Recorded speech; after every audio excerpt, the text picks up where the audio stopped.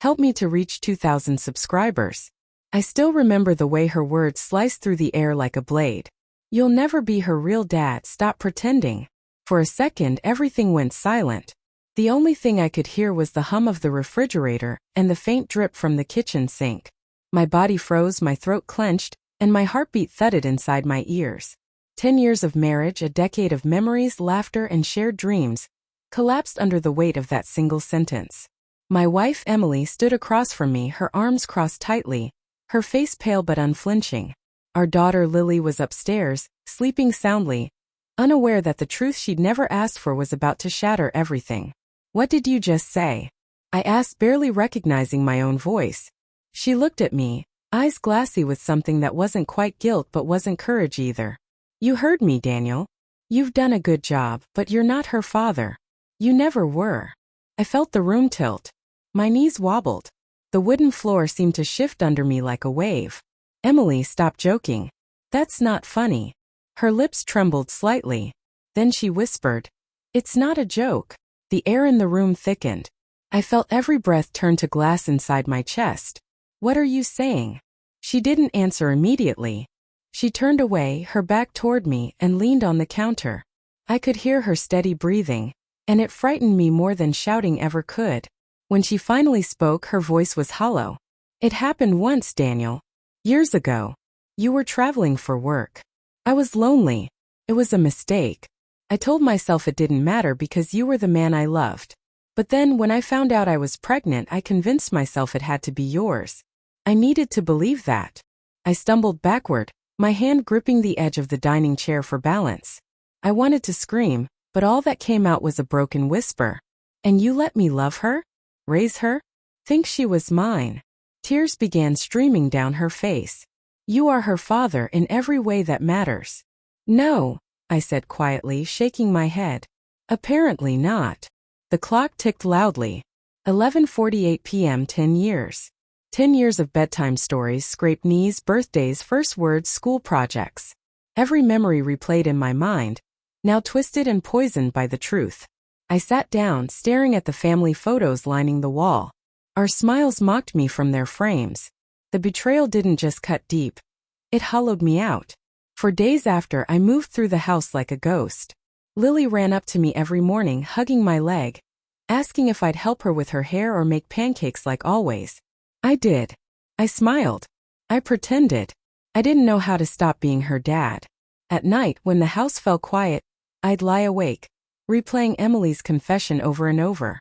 The words echoed like a curse. You'll never be her real dad. I couldn't look at Emily the same way. I couldn't even touch her without feeling something repulsive crawling under my skin. Yet part of me still loved her, or maybe I just loved the version of her I thought existed. One evening, I found myself sitting on the porch steps, staring into the dark yard. Lily came out in her pajamas, dragging her stuffed bunny, eyes half closed. Daddy, are you sad? She asked. The word daddy hit me like a bullet. I swallowed hard. No, sweetheart. Just thinking.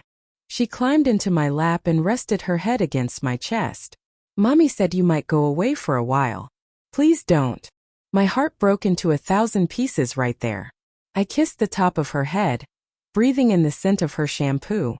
I'm not going anywhere, I whispered, even though I didn't know if it was true. The following week, I couldn't take it anymore. I needed the truth, not just words. I ordered a DNA test. I swabbed her cheek while she laughed, thinking it was a silly game. The results arrived a week later. I held the envelope for an hour before I opened it. My hands were trembling, sweat dripping from my palms. Not a biological match. The words glared up at me, sharp and merciless. I sat there for a long time, staring at that piece of paper until my eyes burned. Then I walked upstairs, opened Lily's bedroom door and watched her sleep. Her little chest rose and fell peacefully. I wanted to feel hate. I wanted to feel something that would make it easier. But all I felt was love. She wasn't mine by blood, but she was mine in every other way that mattered. Later that night, I confronted Emily one last time. She stood at the kitchen sink again, just like the night she broke me. I got the results, I said. She didn't turn around. I know. I stepped closer. How long were you going to keep lying? She finally looked at me, her eyes red. I wasn't lying anymore, Daniel. I told you the truth. You wanted the truth. I slammed my hand on the counter. 10 years too late. She flinched but didn't back away. I thought it was better this way. I didn't want to destroy what we had. You already did. Tears streamed down her face as she whispered, "Do you hate me?" I stared at her for a long moment. The woman I once adored now looked like a stranger. "I don't know," I said softly. "But I can't stay here." That night I packed my things.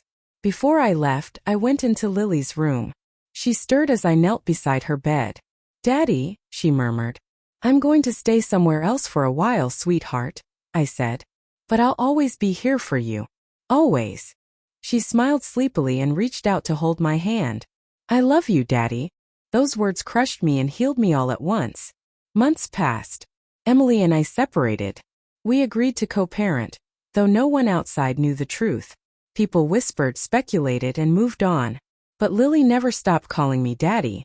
And every time she did, it reminded me that love isn't always written in DNA. It's written in the quiet moments, in the laughter, in the sacrifices no one sees. One Sunday morning I took her to the park.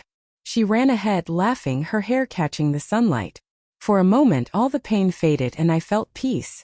Then I noticed a man standing near the swings, watching her. He looked familiar. His expression mirrored mine. Our eyes met. Something passed between us. Understanding, guilt, maybe even regret. Emily's mistake now had a face. But I turned away. Lily was running back toward me, shouting for me to push her on the swing. And I did.